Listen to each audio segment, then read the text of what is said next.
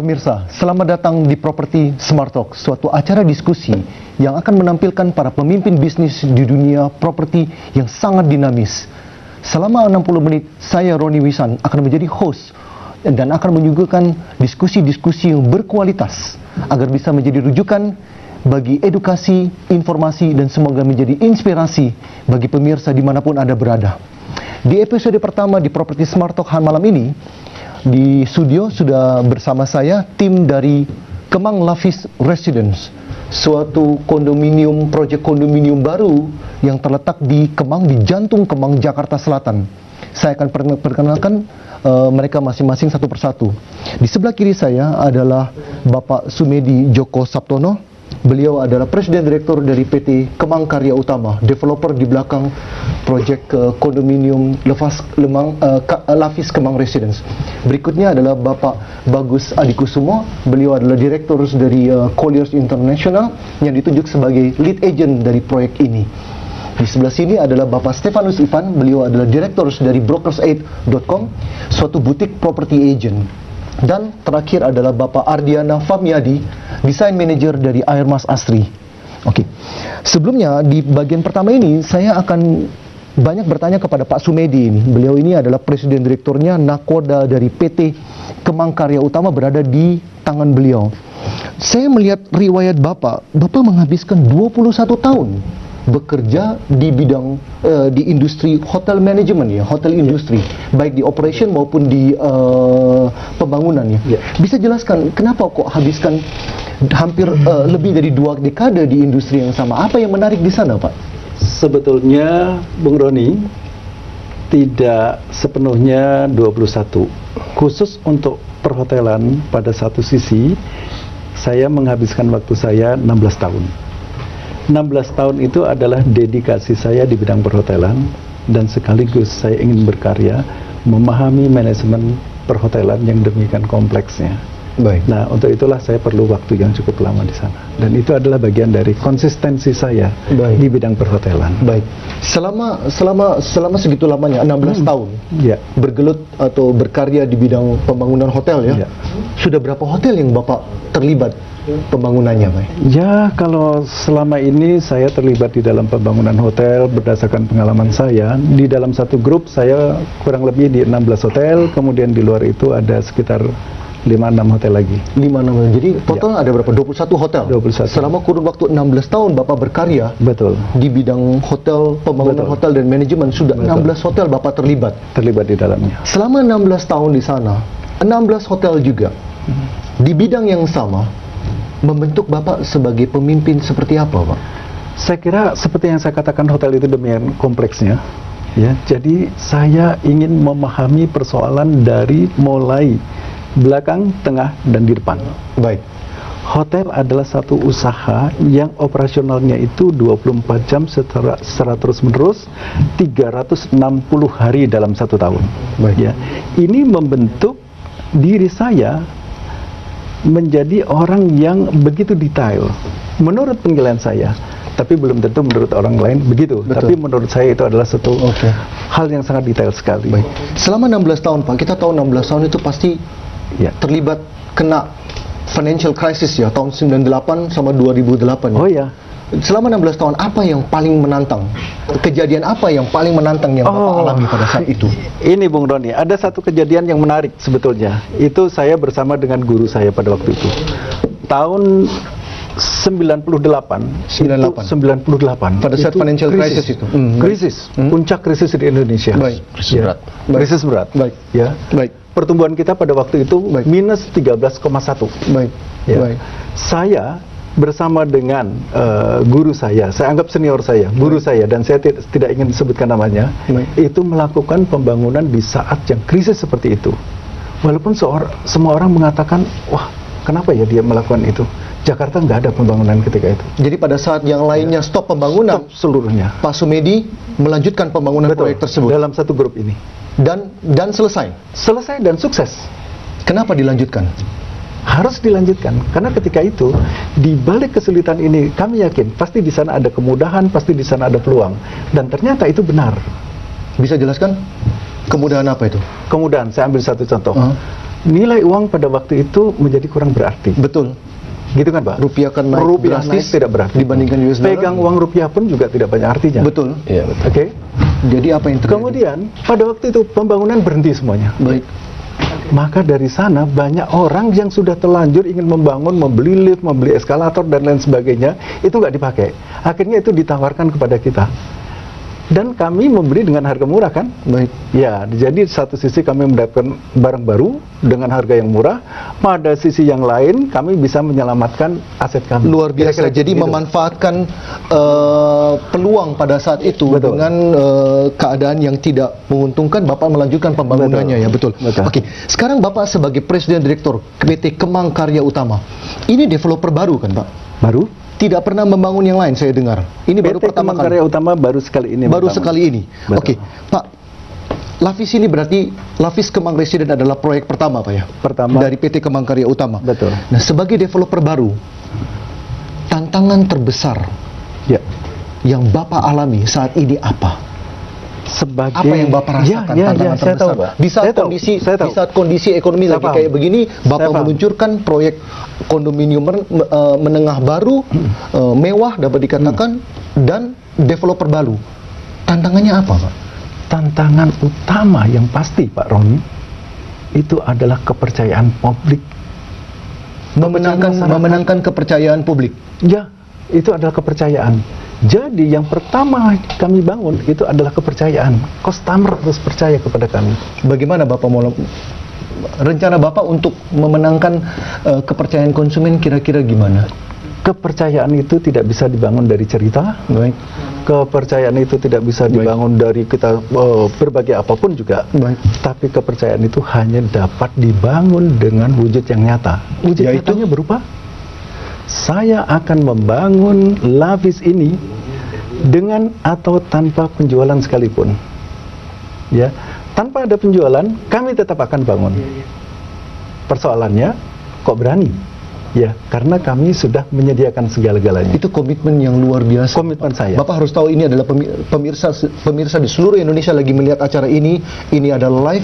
Seorang presiden direktur Saya mengatakan tahu. hal tersebut. Saya tahu Itu dan adalah itu akan komitmen menjadi yang saksi. luar biasa. Saya tahu itu akan menjadi saksi dan saya ingin membuktikan itu bahwa Lavis akan membangun dengan atau tanpa penjualan. Baik. Pak Bagus. Pak Bagus Adi Kusumo. Luar biasa. Anda dari Colliers International. Iya. Oke. Kenapa Anda mau membangun proyek ini? Kenapa Anda mau terlibat di proyek ini? Pertama, sebenarnya ada beberapa alasan yang saya bisa gambarkan di sini, tapi saya karena juga waktunya nggak banyak kan. Jadi saya hanya ingin menonjolkan 3 alasan utama. Sebutkan pertama dulu, kita sebentar lagi akan jeda. Apa alasan pertamanya? Pertama adalah mengenai lokasi. Lokasi dulu. Pemirsa, kita jeda dulu, jangan kemana-mana, diskusinya semakin hangat. Properti Smart Talk akan kembali sebentar lagi. Kenapa Bapak dari Colliers International ditunjuk sebagai lead agent untuk pemasarannya? Kenapa mau pegang proyek ini? Ya, pertama tadi saya sebutkan adalah lokasi. Dan lokasi ini beradanya tidak di Kemang Selatan, tidak di Kemang Timur, tidak di Kemang Utara, tapi di Kemang Raya. Itu adalah menjadi alasan pertama yang saya memutuskan untuk diskusi sama tim kita di Colliers internally dan kita harus ambil ini proyek. Alasan yang kedua adalah perizinan. Pertama kali saya dapat telepon dari Pak Medi, Pak Bagus, saya udah dapat izin bangun 40 lantai di Kemang. Saya kaget. Wah, saya ngobrol sama teman-teman saya, klien-klien saya, developer yang saya kenal, 40 lantai di Kemang Raya. Jawabannya pesimis, nggak mungkin. Tapi setelah saya meeting sama Pak Medi dan diliatin perizinannya, SIPPT, TPAK, TPKB, KKOP, semuanya udah lengkap. Jadi izinnya semua sudah lengkap. Izin sudah lengkap. Faktor Itu berikutnya? adalah faktor utama yang saya pikir perlu juga. Dan yang terakhir adalah Pak Medinya. Saya kenal Pak Medi udah lebih dari 10 tahun kali ya Pak Oh, Medi. lebih, Pak. Udah lama ya. Sudah sangat lama. Gitu. Dari beberapa proyek kita udah kerja Tahun 2000, bareng. Pak. Jadi atas dasar itu saya percaya Pak Medi orang yang komit, orang yang fokus, disiplin, dan Tadi sudah dijelaskan. Pak Medi akan Sebagai menyelesaikan presiden pekerjaan direktur ini. sudah langsung mengatakan bahwa pasti akan bangun ya. Baik. Jadi lokasi perizinan sudah ada dan Pak Bagus kenal secara pribadi Pak Sumedi Ya. sebagai orang yang komitmen. Ya. Oke, baik. Tadi Sekarang berikutnya kita akan bicarakan mengenai Lapis Kemang Residen sendiri. Proyek ini apa sih sebenarnya? Dan tidak ada orang yang lebih tepat untuk menjelaskan proyek ini selain Pak Sumedi dengan Pak Ardiana Fahmiadi. Saya panggil Pak Fahmi aja ya. Beliau adalah dari desain arsitek Air Mas Asri. Orang jadi arsitek yang di belakang desain dari proyek ini, betul tidak? Nah, Pak Fahmi, saya ada pertanyaan satu. Air Mas Asri kita tahu, banyak yang tahu, mungkin orang awam tidak tahu, tapi para developer maupun konsumen, para broker tahu Air Mas Asri itu adalah arsitek, mungkin arsitek yang salah satu arsitek terbesar di Indonesia ya. Iya, betul. Saya dengar katanya kira-kira proyeknya itu ada 60 saat ini di seluruh Indonesia lagi berjalan yang didesain. Kurang lebih. Nah, kenapa sih mau terlibat di proyek ini? Oke. Mungkin jawabannya hampir mirip dengan Pak Bagus ya. Jadi ada dua hal Pak yang Silakan. mendasari ya. Pertama, lokasinya, kita semua sepakat lokasinya sangat bagus Pak. Jadi, tapi yang dalam pemikiran kami adalah potensinya Pak yang di sana. Apa yang bisa kita ambil dari lokasi ini, potensi yang akan memberikan kontribusi positif bagi keberhasilan suatu desain. Ada potensi hijau, atmosfer Kemang yang sangat hijau. Baik. Kemudian ada potensi view yang sangat bagus di sana, Baik. aksesibilitas, dan semua itu akan memberikan kontribusi yang positif ke desain. Baik. Yang kedua, mirip juga dengan kliennya. Jadi sebelum kami involve ke sini, kami bertemu dulu Pak dengan Pak Medi. Kita ketemu di lokasi langsung Pak ya. Betul. Di sana Pak Medi cerita konsep-konsep apa yang diinginkan, terus cita-cita Pak Medi di sana. Terus di sana kita bisa menilai bahwa developer ini walaupun baru Pak di bidang properti, komitmennya kuat, visinya jelas. Jadi itu Berapa akan lama menjadi- desainnya pembuatan desain membutuhkan berapa lama pada saat itu? Kurang Sampai lebih- dengan selesai. kurang lebih 1 tahun Pak ya. Satu Ya, tahun. 1 tahun. Jadi Pak Fahmi terlibat mulai dari awal sampai Betul. dengan terakhir. Betul. Jadi berarti Pak Fahmi orang yang paling tahu dalam hal ini Kurang lebih demikian. proses pembuatannya mulai dari awal sampai dengan Betul. akhir. Ya. Betul. Oke, kalau gitu saatnya sekarang Pak Fahmi dengan Pak Sumedi, saya rasa ini adalah bagian Anda untuk menjelaskan apa sih Lapis Kemang Residence ini dari sisi Oke. produk ya. Ada beberapa video juga yang akan ditampilkan. Boleh. Silakan Pak Fahmi. Oke, jadi dalam development ini kita memiliki 2 tower Pak. 2 tower. 2 tower. Baik. Jadi 1 tower service apartemen setinggi 16 lantai dan 1 tower high end apartemen setinggi 42 lantai. Nah, di situ kita akan memikirkan bagaimana kita membuat konsep yang benar-benar sesuai dengan Kemang itu sendiri. Baik, baik. Dari image dari Kemang itu adalah atmosfer hijaunya yang sangat kental. Jadi bagaimana kita akan memaksimalkan hijau itu ke dalam area development kita. Baik. Bagaimana caranya? Ada beberapa hal yang kita lakukan. Baik. Antara lain yang pertama adalah kita tarik semua massa bangunan, kita ada 2 tower, kita tarik ke belakang Pak. Jadi yang sebenarnya dibutuhkan ada 10 meter yang oleh regulasi. Dari jalan ke bangunan ada 10 meter. Tapi GSB-nya. Tapi kita tarik sampai 50 meter Pak. Ke dalam. Ke dalam. Supaya Agar membuat produknya sembunyi ke dalam. betul. Taman. Hijaunya lebih banyak. Pak. Hijaunya lebih banyak. Jadi wajah Baik. awal kita akan memberikan suatu keteduhan, tetap seperti suasana di Kemang lah. Jadi desain seperti ini cocok menurut Anda untuk pasar di Kemang, Jakarta Selatan? sangat cocok Pak. Baik. Selain di itu, di bagian depan kita semua berikan semua landscaping maupun di fasad, di ground floor, di fasad, di podium, dan kita juga punya rooftop. Baik. Pak Sumedi, ada total berapa unit apartemen ini? Secara unit total seluruhnya adalah 474 unit. 474 unit. Terdiri dari tipe-tipe apa aja? Tipe kami ada 1 bedroom. Kami tidak ada studio Baik, ya Pak baik, Roni. baik. Kami ada 1 bedroom. Baik. 1 bedroom itu paling kecil pada awalnya 66,5 semi gross. Baik. Ya, kemudian 2 bedroom itu di sekitar 87 sampai dengan 110,5. Baik. Ya. Tipenya aja Kemudian- Pak. Studio jadi ada satu bedroom, 2 Dua bedroom, bedroom, dan 2 dan 3 dan 3 bedroom. Betul. Oke, baik. Nah, Pak Ivan, saya akan cepat aja mengenai Kemang. Anda adalah, saya lihat riwayat Anda di sini, Anda pernah bekerja di suatu perusahaan developer besar nasional, dan proyeknya ada di Kemang, dan Anda sekarang bahkan tinggal di Kemang, jadi Anda banyak menangani proyek-proyek di Kemang. Tapi sebelumnya kita akan jeda dulu. Ini pertanyaan menarik karena pemirsa harus tahu, kita semua mau tahu ada apa di Kemang itu. Pemirsa, kita akan kembali lagi setelah jeda ini. Lanjutkan dengan Pak Stefanus Ivan. Pak, properti penting di lokasi. Orang selalu berpikir lokasi. Nah, sekarang Kemang Lavis Residence ini berada di Kemang. Tadi Pak Bagus mengatakan bahwa tepat berada di Kemang, di pinggir jalan Kemang, berarti di jantung Kemang Raya ya, Jakarta Selatan.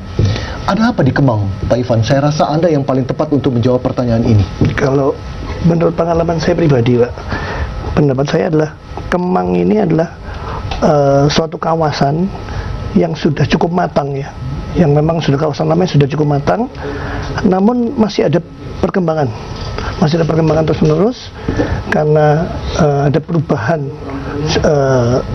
properti itu sendiri dari peruntukan kawasan hunian. Yang awalnya kawasan hunian, dia berkembang menjadi kawasan bisnis dan entertainment.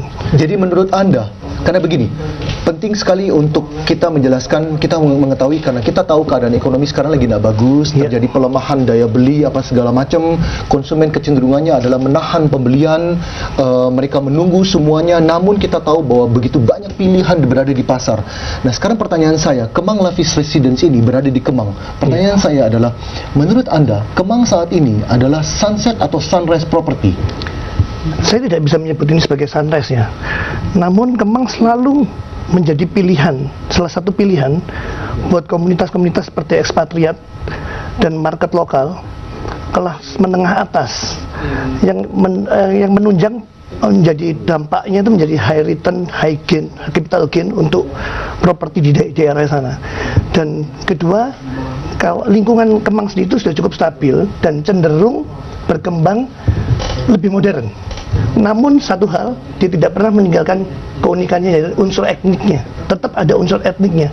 Itu yang disukai mungkin masyarakat dari mancanegara maupun orang lokal yang sangat mengerti arti itu sangat tinggi nilainya. Oke, cepat aja. Apabila saat ini seseorang membeli Lavis Kemang Residence, bagaimana mereka bisa mendapatkan keuntungannya?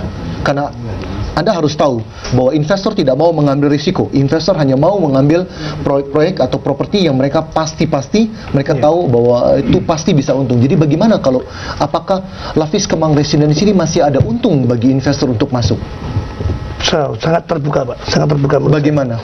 Karena menurut pengalaman pribadi saya, 10 tahun terakhir di Kemang ini, walaupun keadaan sempat kayak tahun 2008-2009 sempat juga ada krisis global, krisis tersebut ya, dan dia agak sedikit stuck. Tapi untuk area-area seperti Kemang ini, stuck itu tidak berjalan lama, Pak. Paling berjalan sekitar setahun setengah. Kemudian dia bangkit lagi perlahan, pasti, Pak. Kenapa? Karena Kemang sendiri ini sudah, yang saya disebutkan di awal, ini adalah kawasan yang sudah matang dan didukung dengan lingkungan surroundingnya itu kawasan bisnis area, termasuk diapit oleh 2 kawasan CBD Sudirman yang mungkin seluruh Indonesia tahu. Sudirman itu sudah menjadi pusat bisnisnya, sampai di luar negeri juga mereka semua pada masuk ke Jakarta pasti di Sudirman taunya. Kedua adalah Simatupang.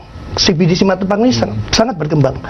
Mungkin beberapa tahun terakhir ini Simatupang sudah menjadi second line dari kawasan CBD selain option dari Kuningan maupun Sudirman. Dan itu banyak sekali oil company, Pak, bertebaran di sana, Pak. Itu sangat bersinergi dengan hunian di Kemang itu sendiri. Jadi Lavis Kemang Residence tadi yang saya tangkap dari Anda akan menangkap 2 pasar, yaitu satu di CBD TB Simatupang di sisi kiri, kemudian di sisi kanan adalah CBD Sudirman. Baik, oke. Pak Bagus, saya kembali sekarang.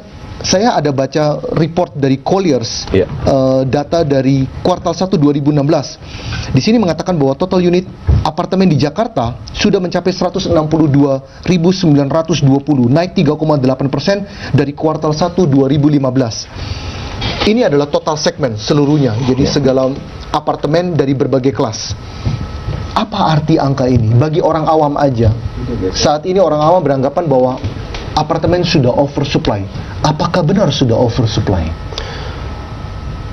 terjadi peningkatan supply memang terhadap properti di Indonesia, terutama di Jakarta. Itu karena memang di tahun 2012 sama 2014 kita semua tahu kan terjadi booming properti. Properti begitu melesat. Harga properti meningkat naik, penyewaan juga naik. Jadi yang terjadi sekarang ini adalah merespon daripada booming 2012-2014. Para pengembang pada bangun semua dan suplainya jadi sekarang. Baik. Gitu ya. Jadi oversupply-nya karena begitu. Nah, oversupply, saya tidak mengatakan bahwa pasar apartemen oversupply karena sekarang dengan 162.000 tingkat penyerapan itu masih 86%. Jadi masih baik pasar properti untuk apartemen masih baik 86. Kalau kita bicara South Jakarta 85%. Jadi masih baik gitu. Nah, berhubungan sama si Lavis Kemang Residence ini, itu kan adanya kan di Kemang Raya. Ya. Itu ada salah satu daripada prime south-nya. Jakarta, apa namanya di selatan gitu. Oleh karena itu kita melihat dari 162.000 tadi, itu yang prime south-nya itu nggak ada 5%. Jadi kalau ada supply masuk lagi tambahan di lokasi yang prime south, kita nggak terlalu khawatir terhadap penyerapan. Gitu, Pak. Oke. Nah, sekarang saya akan tanya, untuk Lavis Kemang Residence sendiri, ini kan kelasnya adalah di menengah atas. Menurut Anda, apakah di kelas ini sudah terjadi oversupply atau memang supply belum banyak? Dan apakah Lavis Kemang Residence ini bisa diserap oleh pasar? Supply untuk yang kelas menengah atas seperti Lavis itu masih sangat limited. Masih sangat limited sekarang. Jadi dari 162.000 itu, kalau kita bicara yang menengah ke atas itu nggak ada 15%. Sangat sedikit gitu ya. Nah, supply memang banyak yang terjadi tahun 2019 nanti ada 75.000, tetapi kembali lagi cuma 5-10% yang benar-benar kelas menengah atas. Ataupun kelas luxurious itu paling cuma 1%. Jadi kita nggak terlalu khawatir bagaimana penyerapannya. Dengan keadaan kondisi ekonomi seperti sekarang, memang penjualannya tidak secepat seperti tahun-tahun sebelumnya. Akan terjadi sedikit perlambatan. Namun produk ini langka, intinya begitu. Produk ini karena limited akan terserap oleh pasar. Baik. Oke. Nah, sebelum jeda, ada satu pertanyaan yang saya mau tanya.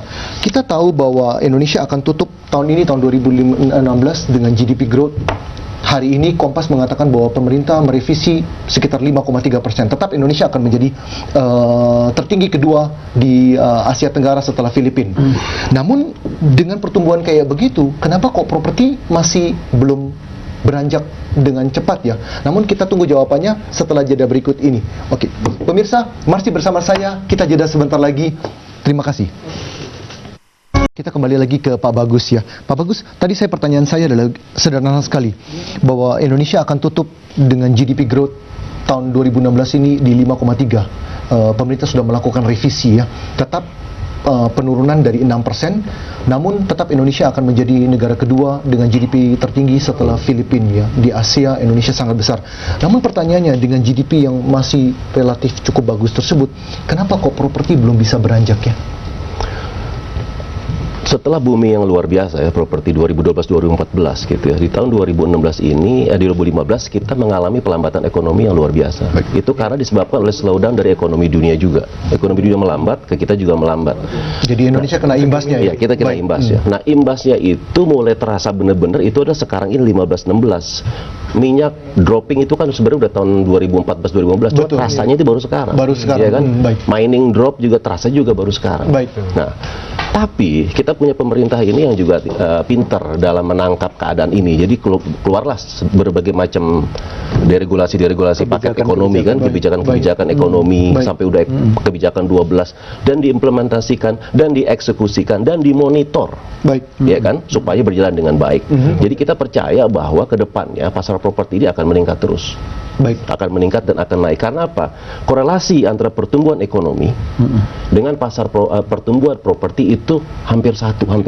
Jadi pertumbuhan properti sangat ditentukan oleh pertumbuhan ekonomi. Dan ini adalah tanggung jawab bersama antara pemerintah, pengembang, dan juga kita properti konsultan untuk bisa sama-sama menggerakkan ekonomi ini. Oke. Salah satu yang paling ditunggu-tunggu para pelaku dunia properti dari sisi developer maupun dari sisi konsumen adalah tax amnesty. Hari ini Kompas juga mengatakan pembahasan masih dilanjutkan oleh DPR, namun pembahasannya sekarang tertutup. Kita semuanya optimis, semuanya menunggu. Pak Sumedi, Pak Bagus, dari sisi Anda, bagaimana Anda menangkap peluang apabila tax amnesty ini benar-benar masuk ke pasar dan mulai efektif sesuai dengan janji pemerintah di bulan Juni. Apa yang Anda akan lakukan untuk menangkap peluang tersebut? Tax amnesty itu adalah suatu terobosan yang dilakukan oleh pemerintah sekarang. Ya kan, itu ada kebutuhan untuk meningkatkan revenue dari pajak karena kita lagi besar-besaran bangun infrastruktur. Ya kan. Nah, kita mengharapkan tax amnesty ini dan kelihatannya akan dieksekusi dan akan dilakukan. Pada saat itu dilakukan, akan masuk uang besar ke Indonesia. Ribuan triliun rupiah yang saya dengar akan masuk ke Indonesia. Bagaimana Lafis memanfaatkan tersebut? Nah, Karena produk banyak sekali, Pak. Semua developer sekarang euforianya menunggu tersebut, tax amnesty tersebut. Tetapi kan konsumen mempunyai pilihan dengan begitu banyak produk di seluruh Indonesia, semuanya developer berlomba-lomba meluncurkan produk-produk terbaik mereka di Batam, Surabaya, Medan, sampai dengan di Makassar. Nah, pertanyaan saya adalah bagaimana Lafis memanfaatkan peluang tersebut? Apa yang akan Anda lakukan untuk membuat Lafis menjadi salah satu produk yang akan mereka beli? Lafis kembali lagi adalah apartemen kelas menengah atas, ya kan, kondominium kelas menengah atas, dan kita sudah tawarkan kepada publik, ya kan, kita sudah mulai pasang billboard kita di mana-mana, lihat kan. Nah, pada saat investasi untuk properti bisa dimulai di tahun kedua, karena tahun pertama berdasarkan peraturan yang saya baca dari tax amnesty akan diinvest di government bond. Government bond itu lebih pertama. Kedua bisa di properti. Jadi di tahun 2017 itu kalau pas diresmikan katakanlah kuartal 3 2016 tax amnesty ini, tahun 2017 mereka akan spend di properti. Nah, pada saat mereka spend di properti, mereka akan fokusnya ke properti yang menengah ke atas. Kenapa? Karena pada saat market turnaround, ekonomi membalik, disitulah capital gain-nya akan luar biasa untuk kelas menengah atas. Karena produknya juga terbatas pada satu pihak. Limited supply, 40 lantai di Kemang Raya, dan tanah 1,35 hektar. Ya mungkin sudah tidak ada lagi, Pak, ya. Kalau saya menurut survei saya juga udah nggak ada lagi Kemang Survei Raya. Kemang Raya 1,35 hektar udah nggak ada lagi. Jadi Pak Sumedi, dari penjelasan Pak Bagus, Anda berdua percaya bahwa Lafis Kemang Residence diluncurkan di saat keadaan sekarang gini adalah tepat? Saya sangat berkeyakinan bahwa ini adalah saat yang tepat, Pak. Supply tidak ada lagi. Baik. Dan kami merasa bahwa Jadi Anda akan menangkap peluang tersebut iya, Pak. pada saat Pasti. setelah 3 tahun Pasti. jadi ya. Dan laporan BI terakhir kuartal 1 2016 itu ekonomi membaik. Memang sedikit, tapi membaik. Pada saat bounce back, kita mengharapkan terus naik. 17, 18, 19, dan pada saat Lafis masuk ke pasar 2019, gainnya udah nggak bisa dibayangkan. Luar biasa. Akan luar biasa. Oke, saya ada pertanyaan satu yang sangat menarik sekali yang akan saya berikan kepada Pak Bagus. Nanti akan dijawab setelah jeda berikutnya. Oke, kita jeda sebentar. Masih bersama saya Roni Wisan di Property Smart Talk. Masih dengan Pak Bagus. Pak Bagus, tadi Anda mengatakan bahwa Lafis Kemang Residence, Pak Sumedi juga mengatakan bahwa tepat untuk masuk saat ini. Anda masuk saat ini, GDP kita akan tutup di 5,3, namun pertumbuhan masih ada. 3 tahun kemudian Anda akan menangkap peluangnya, karena proyek kayak begini jarang ada di pasar. Oke, nah pertanyaan saya, kita sebentar lagi akan masuk libur Lebaran. Iya. Banyak orang mengatakan bahwa euforia untuk membeli properti akan menurun karena mayoritas publik akan mempersiapkan diri untuk menghadapi puasa dan libur Lebaran. Nah, pertanyaan saya, semester kedua 2016 adalah menurut saya semester momen yang paling penting karena proyek ini sudah masuk ke pasar, sudah mulai diluncurkan. Apa strategi Anda di semester kedua 2016 ini dari sisi sales dengan marketing? Ya, kita setelah Lebaran kita akan official launching ke pasar. Baik. Saat ini memang kita udah melakukan kayak pre-announcement bahwa Lafis Kemang Residence ini sudah berada di pasar dan ditawarkan ke publik. Baik.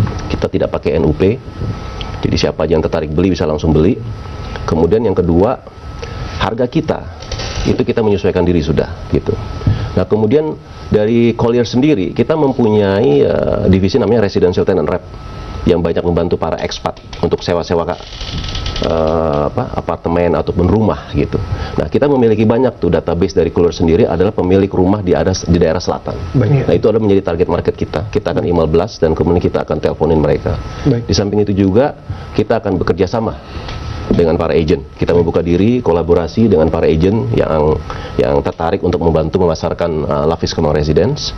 Dan kemudian nanti saya dengan Pak Ivan akan sama-sama memberikan product knowledge mengenai Lavis Kemang Residence ini. Dan kemudian juga kita berusaha agar Lavis Kemang Residence ini bisa masuk ke pasar dan kemudian target yang kita mau rencana capai itu bisa tercapai. Ada rencana untuk memasarkannya di luar Jakarta atau hanya konsentrasi di Jakarta aja proyek ini? Nah, kita percaya dengan konsep prospecting piramid gitu. Jadi tier 1 kita fokus ke selatan dan sekitarnya dulu, ya kan? Situ lokal area baik. Belum habis juga kita fokus ke CBD area. Belum habis juga unitnya Jabodetabek.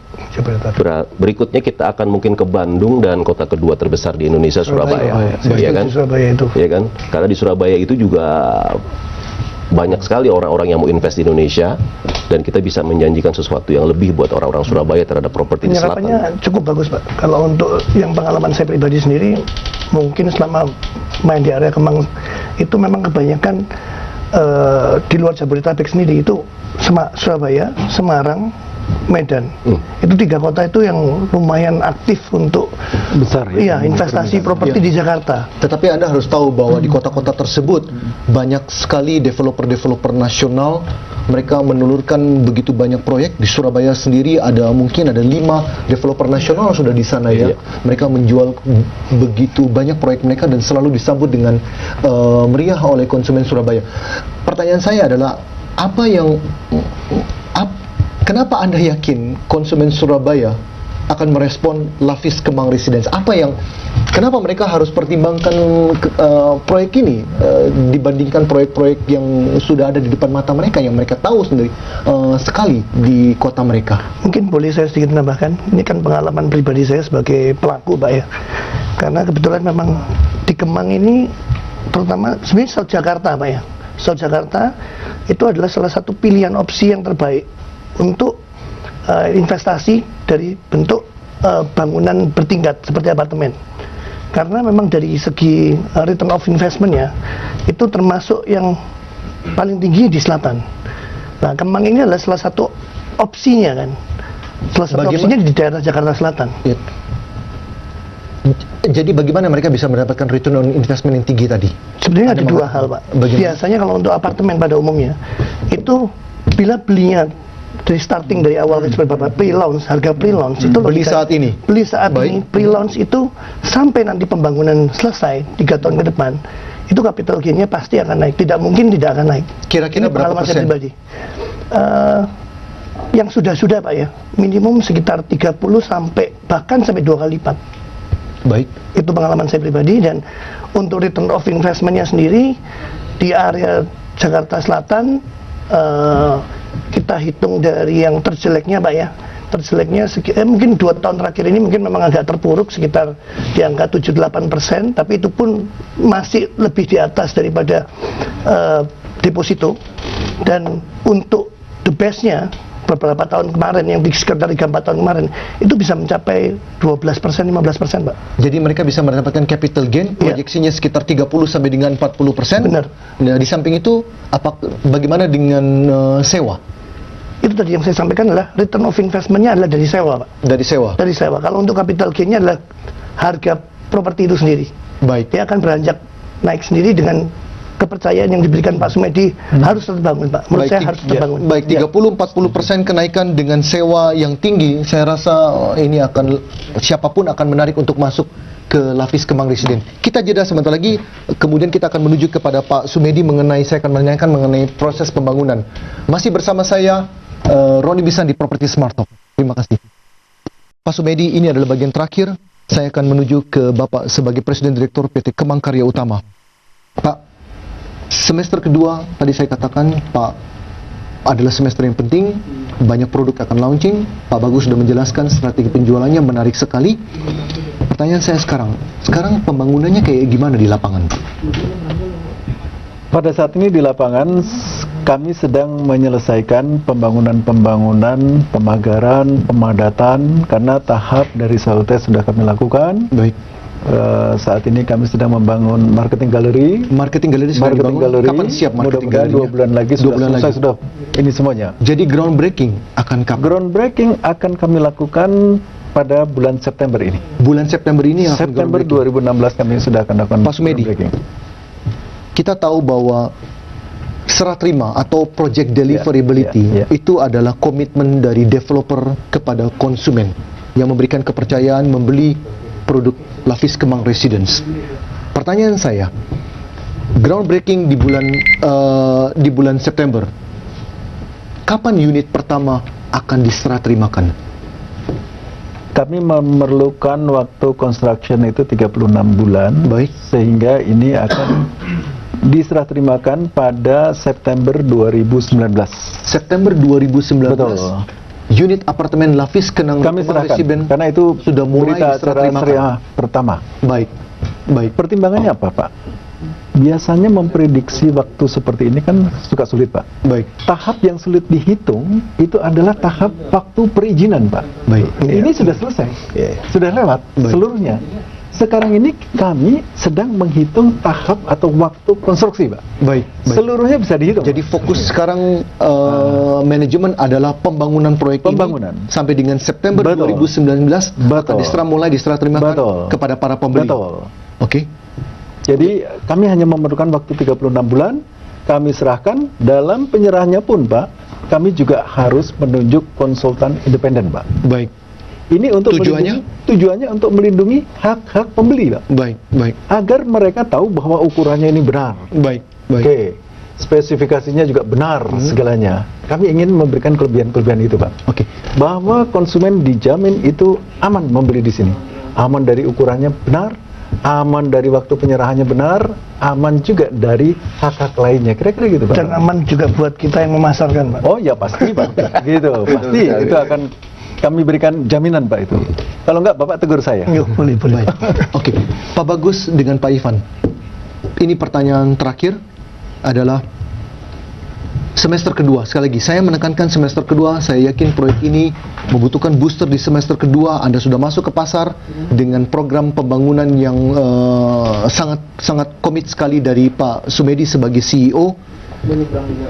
Berapa persen penjualan yang Anda targetkan pasar bisa terserap sampai dengan akhir 2016? Saya sama Pak Ivan udah diskusi dan Pak Medi juga udah diskusi. Kita sepakat bahwa di akhir tahun 2016 setelah Lebaran kita launching dan kita mulai aggressively melakukan prospecting dan kita mengharapkan di akhir 2016 mencapai 50% ya. Amin, Pak. Salaman. Penjualannya gitu. Dan kita banyak sekali memang kelebihan daripada produk ini yang saya pikir pemirsa ataupun calon pembeli harus tahu gitu kan. Ini 40 lantai, ini banyak sky garden tiap lantai, one bedroom dikasih private lift, parkirnya juga luas 720, dedicated car parkir juga untuk one bedroom, ada swimming pool on the rooftop, ada coffee lounge on the rooftop. So banyak sekali kelebihan daripada dan juga Kemang Raya. Jadi konklusinya adalah it's time to buy? Sangat tepat, it's time to buy. It's time to Karena buy. pricing kita pricing yang pas. Ya, harganya Sesuai pun dengan menurut kondisi saya ekonomi sekarang. Ya. Make sense sekali harga untuk saat ini. Baik. Oke.